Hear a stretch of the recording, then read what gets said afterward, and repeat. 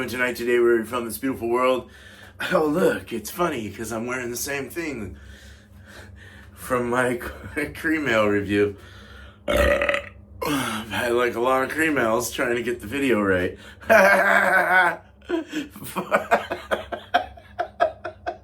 So, anyway, now we're going to do my Rye IPA. I spun a specialty IPA or a specialty beer, specialty IPA, I think.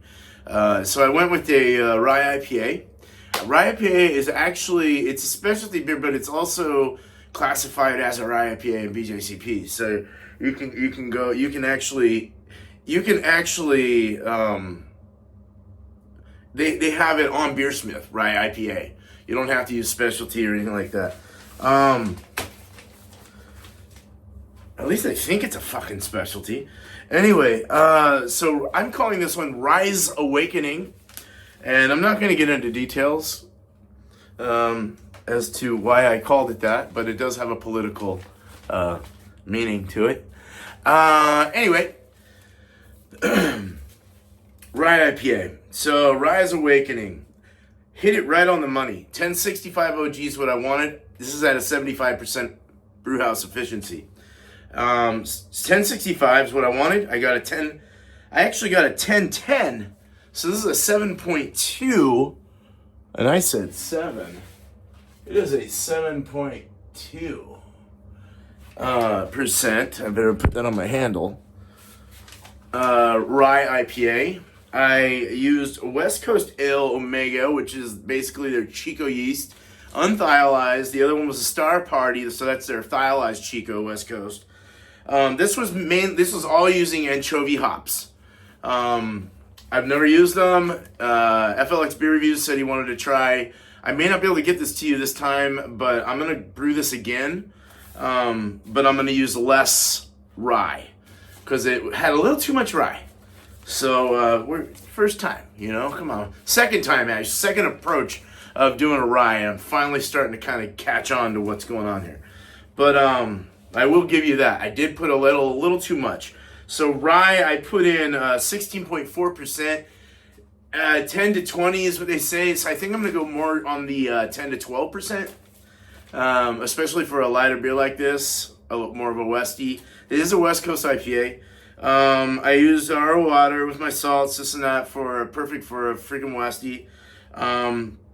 Rice hulls I also used because I used the rye. It gelatinizes and will stick your mash. But I used 2-row pale, 6. I won't get into how much. I'll just say 2-row pale, Vienna malt, Pilsner. So German. So Vienna and German Pilsner were added in kind of somewhat equal. A little less German Pilsner, a little more Vienna malt, and then mainly 2-row as the other part of it. So and then the rye malt I added about 3 pounds. 16.4. So I want to add probably about 2 pounds, 2.25 pounds next time. Something like that.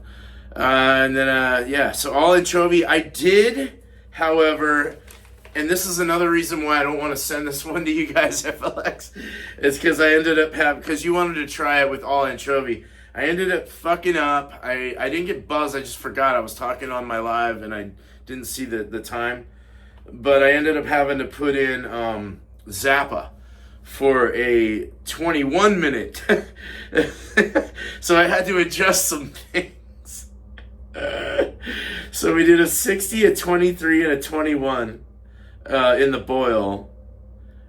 And then I did an anchovy whirlpool of 20 minutes at 170. And then I also high cross and dry hopped about 1.5 ounces or so, 1.25 ounces of anchovy to give that to get rid of the Zappa. Zappa was a good choice though because it has a little bit of a minty, earthy, but also a candy, kind of like anchovy and kind of like the grain, rye. Like rye grain's kind of that way, like a minty, herbal, earthy, slightly spicy. Although some people don't get spicy, I kind of got it on this one. So let's go ahead and let's pour this up. Let me show you what I got.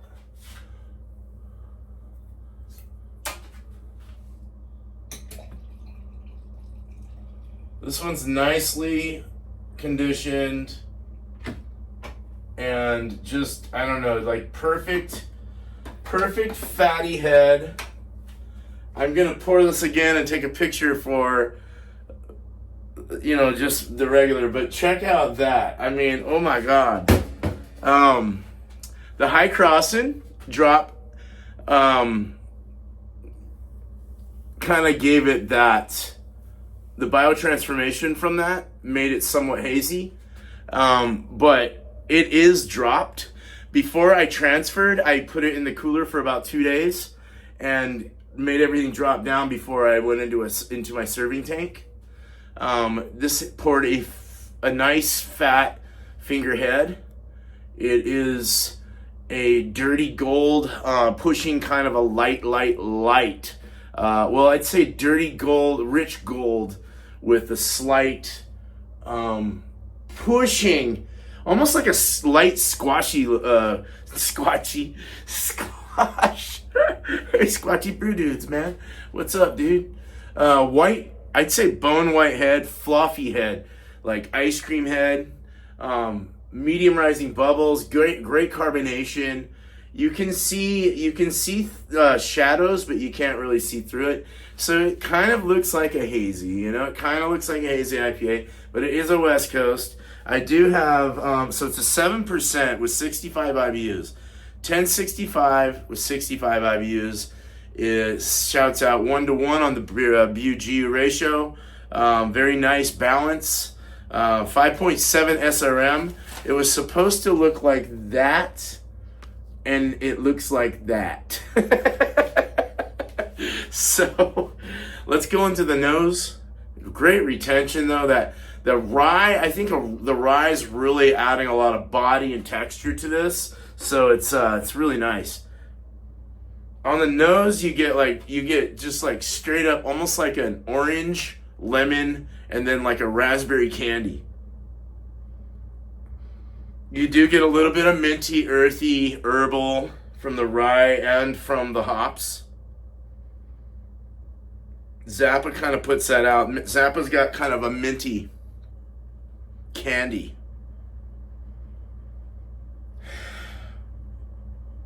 The rye is, it's very heavy in this beer. It needs to be lower, so you really get like that doughy, herbal, kind of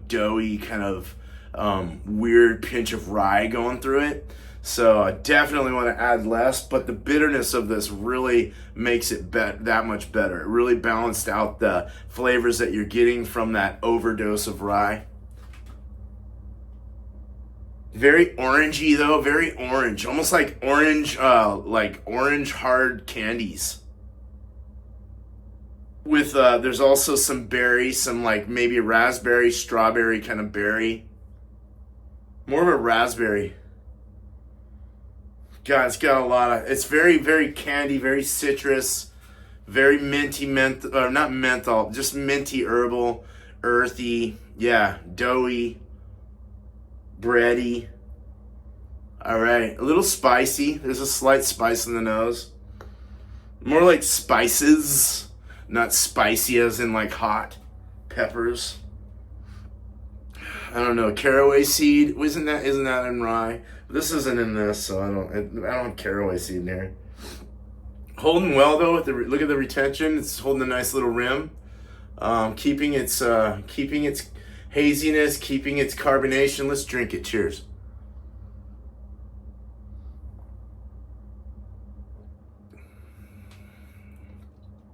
Yeah, that's gotten better over the days.